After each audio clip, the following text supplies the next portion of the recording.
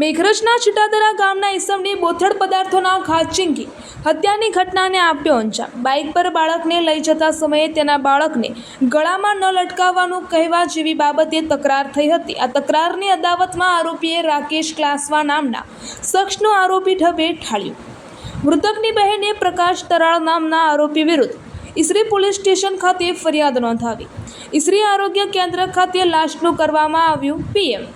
હત્યાની ઘટનાના 20 કલાક પછી મૃતકનો મૃતદેહ સ્વીકારાયો। જિલ્લા ડીવાયએસપી, એલસીબી, એસઓજી સહિતની સ્થાનિક પોલીસ ઘટના સ્થળે પહોંચી પોલીસે ગણતરીના કલાકોમાં આરોપીને ઝડપી પાડ્યો। રિપોર્ટર ગજેન્દ્રસિંહ ઝાલા।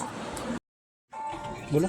અમારી આ પુષ્પાબેનને એમએડની પરીક્ષા આપે છે એટલે એક્ઝામ પૂરી કરીને બસમાં આવી અને છીટાદરા હાઈસ્કૂલના ત્રણ રસ્તા ઉતરી અને ફોન કર્યો હશે એના ભાઈને રાકેશને લેવા આવે એટલે 5 મિનિટ લેટ પડ્યો, પાછો ફોન કર્યો એટલે ત્યાં લેવા પહોંચ્યા ખરા, પણ જે આ પ્રકાશકુમાર છે એ ત્યાં એની પાછળ ગયો છે એમ કહે છે અને ત્યાં થોડી બતા થઈ છે।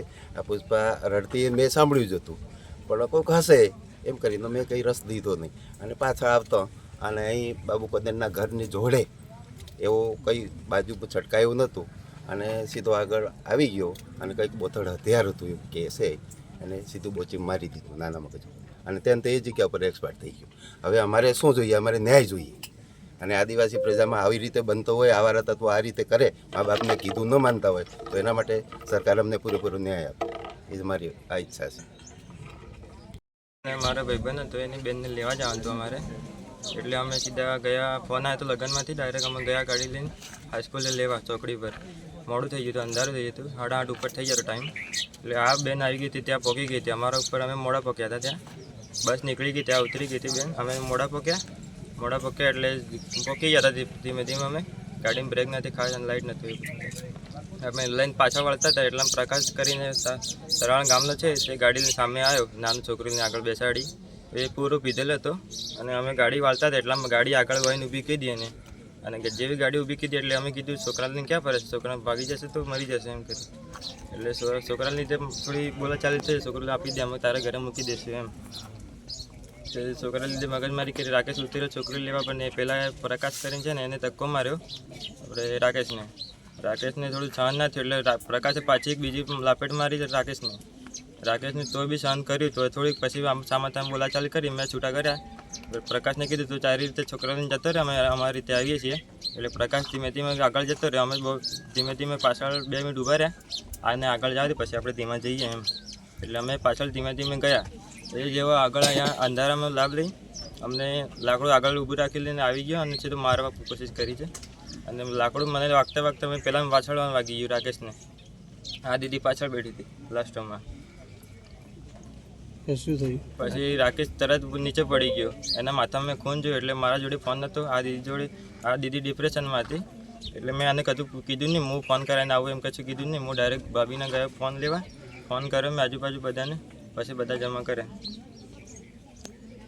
પછી પોલીસ સ્ટેશન જાણ કરીને બધું પોલીસ સ્ટેશન જાણ કરી, ગાડી લેવા આવી। શું માંગ છે તમારી? માગણી શું છે તમારી? ન્યાય મળે, આદિવાસી સમાજનો ન્યાય મળે।